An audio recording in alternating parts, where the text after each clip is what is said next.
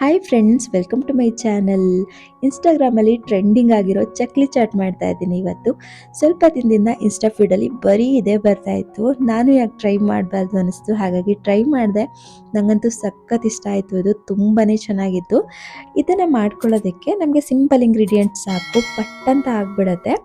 ಇದಕ್ಕೆ ನಾನಿಲ್ಲಿ ಒಂದು 7ರಿಂದ 8 ಖರ್ಜೂರನ ಬೀಜ ತೆಗೆದು ಈ ಥರ ಕಟ್ ಮಾಡಿ ಇಟ್ಕೊಂಡಿದ್ದೀನಿ.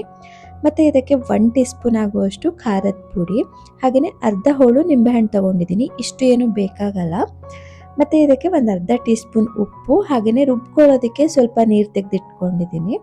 ಹಾಗೆ ಇದಕ್ಕೆ ನಾನಿಲ್ಲಿ ಸ್ವಲ್ಪ ಈರುಳ್ಳಿ ಮತ್ತು ಕೊತ್ತಂಬರಿ ಸೊಪ್ಪನ್ನು ಚಿಕ್ಕದಾಗಿ ಕಟ್ ಮಾಡಿ ತೆಗೆದಿಟ್ಕೊಂಡಿದ್ದೀನಿ. ಇದು ಆಪ್ಷನಲ್ಲು. ಹಾಗೆಯೇ ಇದಕ್ಕೆ ಹೊರಗಡೆಯಿಂದ ತಂದಿರೋ ಪ್ಯಾಕೆಟ್ ಚಕ್ಲಿನೇ ಯೂಸ್ ಮಾಡ್ತಾ ಇದ್ದೀನಿ. ಈ ಥರ ಚಿಕ್ಕ ಚಿಕ್ಕ ಚಕ್ಲಿ ಆದರೆ ಚೆನ್ನಾಗಿರುತ್ತೆ. ಇದಕ್ಕೆ ನಿಮ್ಮ ಹತ್ರ ಮನೇಲೇ ಮಾಡಿರೋ ಚಕ್ಲಿ ಇದ್ದರೆ ಅದನ್ನು ಕೂಡ ಯೂಸ್ ಮಾಡ್ಕೋಬೋದು.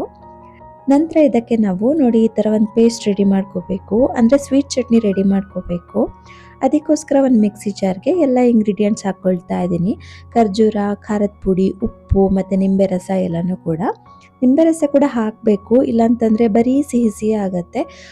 ಸಿಹಿ, ಖಾರ, ಹುಳಿ ಎಲ್ಲನೂ ಇರಬೇಕು, ಆವಾಗಲೇ ಚೆನ್ನಾಗಾಗತ್ತೆ ಇದು. ನಂತರ ಇದಕ್ಕೆ ಸ್ವಲ್ಪ ನೀರು ಹಾಕಿ ಇದನ್ನೇನು ರುಬ್ಕೊಂಡು ಬರ್ತೀನಿ. ರುಬ್ಬೋವಾಗ ನೀರು ಬೇಕಿದ್ರೆ ಸೇರಿಸ್ಕೋಬೋದು. ನಾನು ಕೂಡ ಇಲ್ಲಿ ಸೇರಿಸಿದ್ದೀನಿ. ನೋಡಿ ಈ ರೀತಿ ರೆಡಿ ಮಾಡಿಕೊಂಡು ಒಂದು ಬೌಲಲ್ಲಿ ತೆಗೆದಿಟ್ಕೊಂಡಿದ್ದೀನಿ. ತೀರಾ ದಪ್ಪನೂ ಇರಬಾರ್ದು, ತೀರಾ ತೆಳ್ಳಗೂ ಇರಬಾರ್ದು.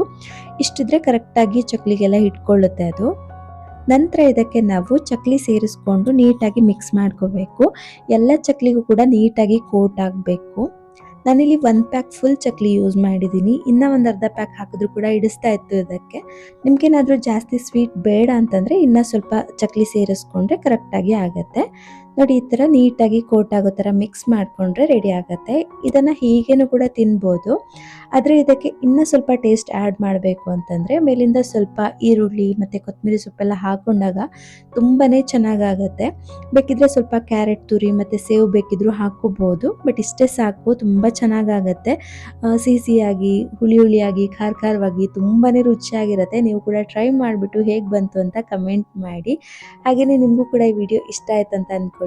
ವಿಡಿಯೋ ಇಷ್ಟ ಆಗಿದ್ದರೆ ಪ್ಲೀಸ್ ಒಂದು ಲೈಕ್ ಮಾಡಿ, ಶೇರ್ ಮಾಡಿ. ಹಾಗೆ ಯಾರೆಲ್ಲ ಸಬ್ಸ್ಕ್ರೈಬ್ ಮಾಡದೆ ನೋಡ್ತಾ ಇದ್ದೀರಾ ಪ್ಲೀಸ್ ಸಬ್ಸ್ಕ್ರೈಬ್ ಮಾಡ್ಕೊಳ್ಳಿ ಅಂತ ಹೇಳ್ತಾ ಸಿಗೋಣ ಮುಂದಿನ ವಿಡಿಯೋದಲ್ಲಿ. Thanks for watching.